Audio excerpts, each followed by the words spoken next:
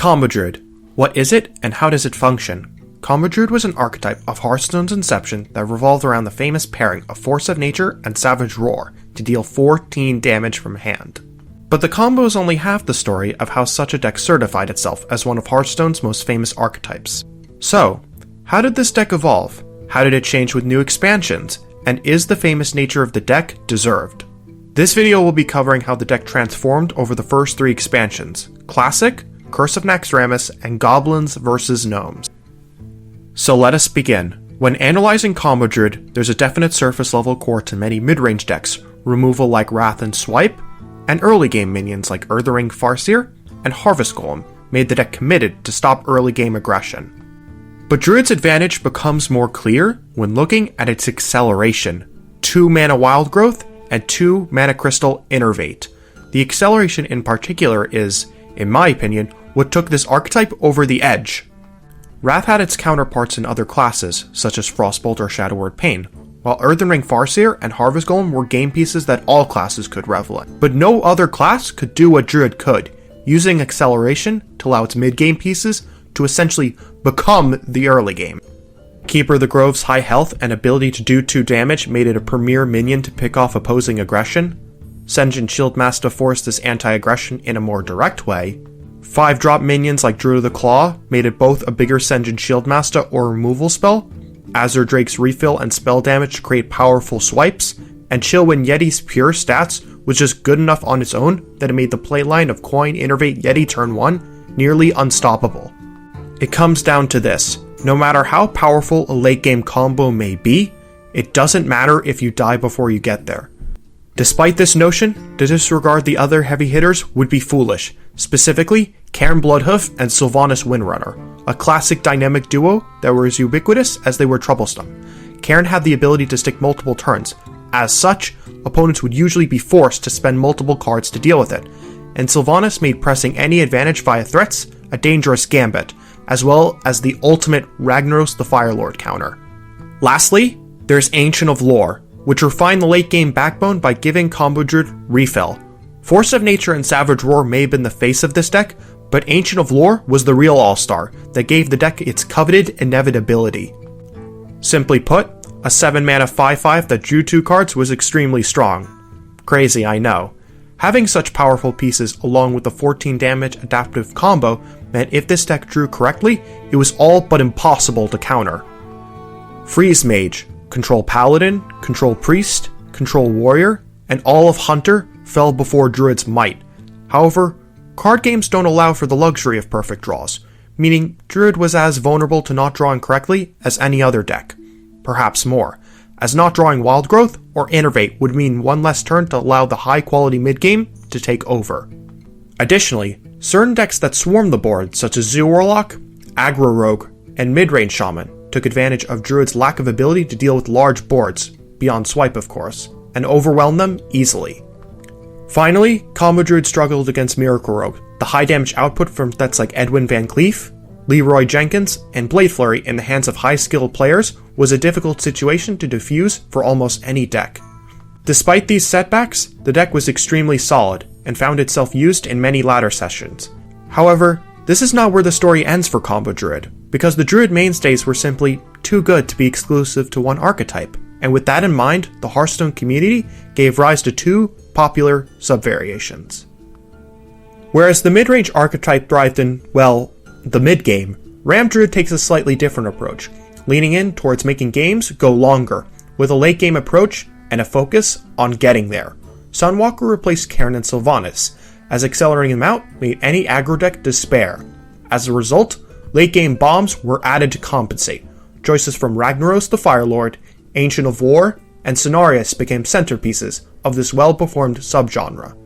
Special mention should be given to Blood Mage Thalnos, which is not only for the cycle, but performed a similar role to Azure Drake, using spell damage to make swipes stronger and occur earlier. This version does make the ramp pieces even stronger into aggro. However, without tech cards like Big Game Hunter, this deck could have a harder time against Handlock. Whereas the mid-range Druid typically ran Big Game Hunter, Ramp Druid had far greater trouble with the turn 4 8/8s, meaning they had a tendency to stick around and enact favorable trades. Due to Sunwalker's inclusion, it made even less room for Cairn and Sylvanas, which meant control matches could suffer if the late game wasn't drawn. It also struggled against mid-range Druid due to the combo, as well as Paladin due to its inevitability through tokens. But the trade-off meant a better matchup against Zoo, as well as Control Warrior, so it was a give and take. But make no mistake, this version was still popular. Whereas Ramp Druid featured a far greater top end, Token emphasized early game pressure to the letter. Taking a book out of Miracle Rogue, this version hopes to chain multiple spells, and rather than draw via Auctioneer, create tempo through Violet Teacher. The draw of this variant was to take advantage of Power of the Wild, which when comboed with Violet Teacher, made it all the more likely the tokens to stick around and make use of Savage Roar the following turn. This version actually has multiple deviations from the traditional build, from an extremely aggressive package of Imp Master, Knife Juggler, and Argent Commander, to having a lighter token focus with cards like Argent Squire and Loot Hoarder. This list featured here was one of the more bizarre mid-range variants, and most certainly a product of its time. Using Sun Fury Protector and Defender of Argus, plus Ancient Watcher to protect the Violet Teacher, along with the rest of the mid-range package. This variant, with its early game pressure, was definitely more aggressive, and desired to end games more quickly. Inversely, this meant the deck could fizzle out against more control-oriented strategies, if they had the right board clears of course. While definitely less common than the previous two versions, this deck has definitely seen success, and has seen several spotlights in present-day Classic. But coming back to the entire archetype, Combo Druid saw many successes, achieving Tier 1 in the Vicious Syndicate report, and it played a key role in one of the first ever major Hearthstone tournaments, CN vs Korean Masters, which Magic Win proudly featured the ramp version of Combo Druid, and an eventual first place finish. With the release of Naxxramas came new horrors and over-centralization. You have Hunters forcing turn 1 concedes due to the snowball potential of Undertaker, Haunted Creeper, and Nerubian Egg, making any Zoo Warlock's heart leap with joy, and Control Warriors laying down the Wrath of Death Spites full potential. So how did Combo Druid adapt? Well, that depends on what matchup you wish to excel at. The most typical Combo Druid variations took advantage of 4 new cards. Lothab's join into the fold gave the ability for Combo Druids to solidify their mid-range backbone, and allow the Druid to overextend their advantage to prepare for a combo turn. Zombie Chow's 2/3 stat line for 1 mana became a premier Undertaker remover, as well as excellent anti-aggro tool. Spectral Knight's unique characteristic of can't be targeted gave it a level of protection that allowed for favorable trading, as well as high damage potential through the Force of Nature combo. However, the last inclusion, Shade of Naxxramas, helped continue Combo Druid's dominance. Its stealth created a dual use, stay in stealth for a larger damage combo turn, or grow to be a massive threat in the mid-game. Big game hunters were also being included less in favor of Black Knight.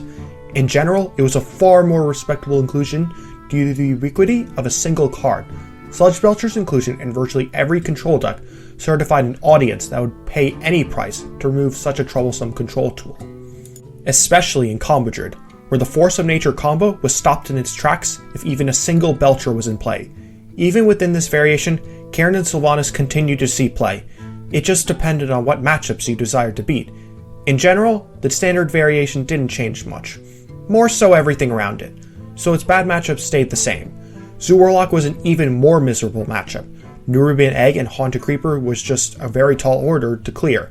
Miracle Rogue continued to be a thorn in the Druid's side, and Hunter's Unrelenting Fury was as much of a menace against every other class, racking up early damage and then folding to a well-placed Savannah Highmane or Lothab.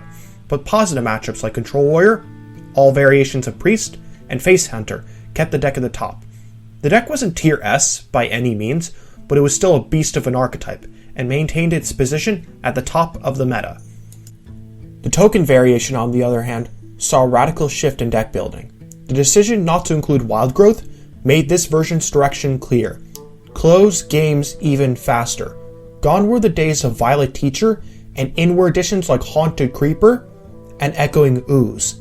This version also sometimes considered a Mark of Nature to simply be a solid buff, or combo with Echoing Ooze to create 2/3/4s for 4 mana. Defender of Argus was no longer used to protect Violet Teacher, and simply as a neutral buff that could be used to protect tokens, if played in combination with a heavy hitter like Spectral Knight or Cairn Bloodhoof. Like mid-range Druids, Token Druid's matchups stayed roughly the same, doing well into aggressive matchups and folding to a board clear.